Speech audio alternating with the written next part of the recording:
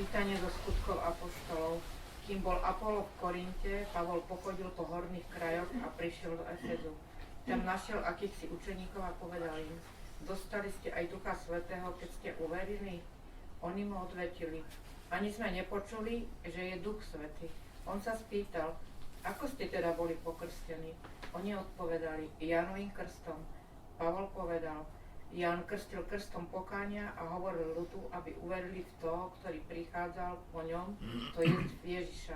Keď to počuli, dali sa pokrstiť v mene Pána Ježiša. A keď na nich Pavol vložil ruky, zostúpil na nich Duch Svätý, i hovorili jazykmi a prorokovali. Spolu ich bolo asi 12 mužov. Potom vošiel do synagógy a smelo hovoril. 3 mesiace rozprával a presviečal o Božom kráľovstve. Počuli sme Božie slovo. Bohu vďaka. Spievajme nášmu Pánovi hlasom radostným.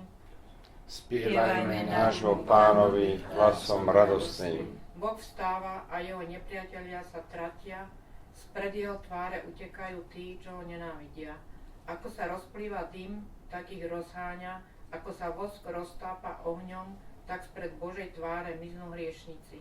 Spievajme nášmu Pánovi hlasom radostným. Ale spravodliví sa môžu tešiť a jasať pred Božou tvárou a v radosti sa veseliť.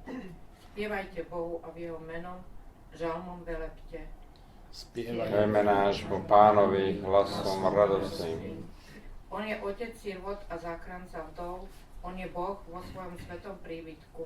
On je Boh, čo opusteným dáva prebývať v domoch, väzňov privádza k šťastiu. Spievajme nášmu Pánovi hlasom radostným. Aleluja. Aleluja. Aleluja.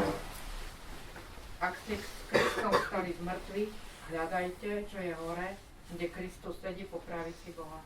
Aleluja. Aleluja. Aleluja. Pán s vami. I s duchom tvojim. Čítanie svätého evanjelia podľa Jána. Sláva tebe, Pane. Učeníci povedali Ježišovi: teraz už hovoríš otvorene, nehovoríš v obrazoch.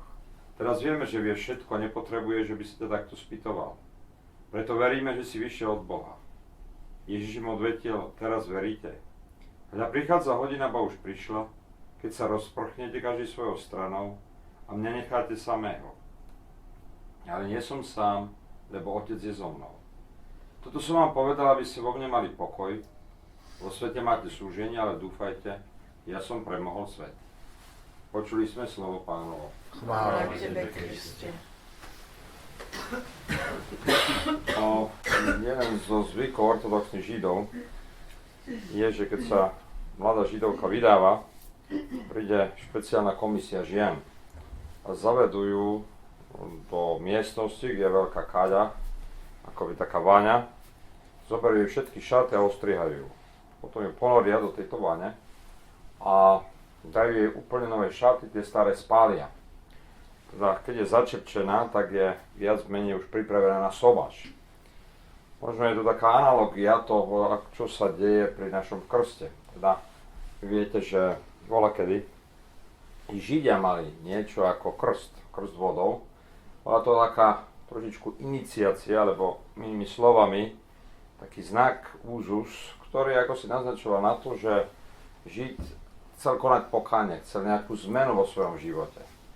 Toto asi konal Ján Krstiteľ. Teda keď sa pýtame na prvé čítanie ohľadom rozdielov krstu Jána a krstu Ježiša Krista, môžeme prísť na to, že krst Ježiša Krista je trošičku iný ako krst Jánov, alebo je podstatne iný. Aký bol rozdiel? Rozdiel bol v tom, že krst Ježiša Krista je vlastne iniciáciou, vstupom, podmienkou do cirkvi. Pri krste sme sa stali Božími deťmi. Pri Jánovom krste sa nikto nestával Božím dieťaťom. Rozdiel bol asi v tom, že krst u Jána bol akýmsi znamením pre Židov, že treba začať dôležitú zmenu v živote.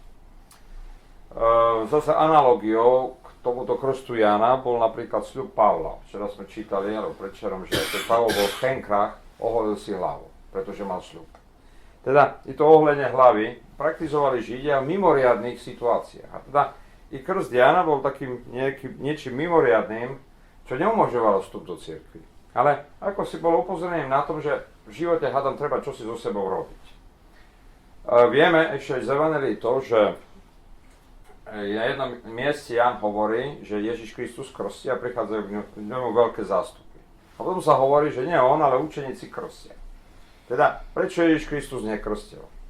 Predovšetkým preto, že jeho krst vyžadoval zostúpenie Ducha Svätého. A Duch Svätý bol priamo s Ježišom. On ho mohol vypustiť až na kríži, tak technicky hovoriac.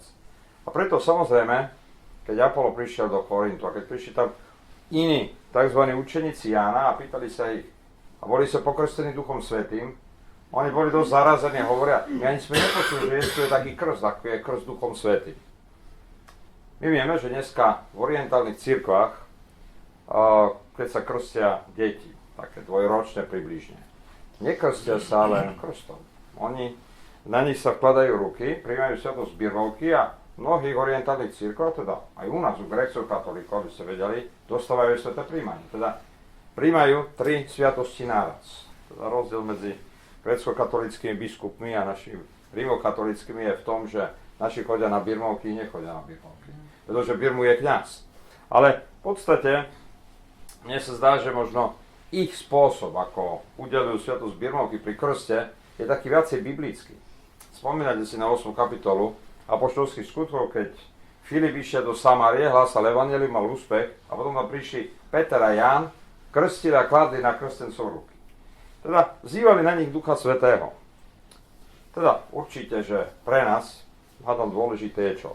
Že sa tešíme na Turice a hádam, prežívame tie posledné dni pred Turicami, každý sa ich snaží nejak znútorniť a ja si myslím, že každý proste o dary Ducha Svätého.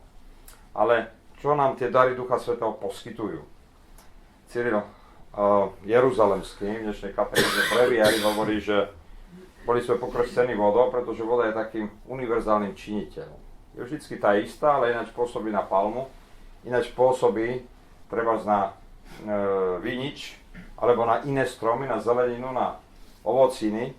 A takisto Duch Svätý nám dáva tie dary, ktoré my potrebujeme pre náš každodenný život. A veľmi konkrétne. Teda niekomu dáva dar múdrosti, niekomu zase schopnosť vysvetľovať písma, inému dar askézy, seba zapretia, alebo prípadne aj dary k mučenictvu, teda k význaniu našej viery, k svedectvu v našom svete. Ale pre každý potrebujeme nejakým spôsobom tieto dary. Všimli ste si v Evangelium, že tam Ježiš Kristus je veľmi jasný pred svojimi učeníkmi. Učeníci sa s ním lúčia, ale sú takí v rozpakoch. A vec je asi tá. Aj keď dostávame dary Ducha Svätého, ja si myslím, že dostávame v tej miere, ako Boh chce, predsa pred svetom naša viera prechádza tou dialektikou kríža. Teda znamenie kríža je veľmi jasné. To učeníci ako si pochopili, cítia. A preto všetkým aj pre nás, hádam, dary Ducha Svätého, o ktoré prosíme, sú dôležité preto, aby sme vedeli objať a prijať náš kríž. Teda svet práve tomuto nerozumie. Ale vždycky je otázka asi tá, že akú môžeme mať náhradu za Ježiša Krista, akú náhradu môžeme mať za našu vieru. Teda dôverovať v Krista, ja si myslím, že je to najväčší dar Ducha Svätého a o toto prosme, o to sa disponujeme. Amen.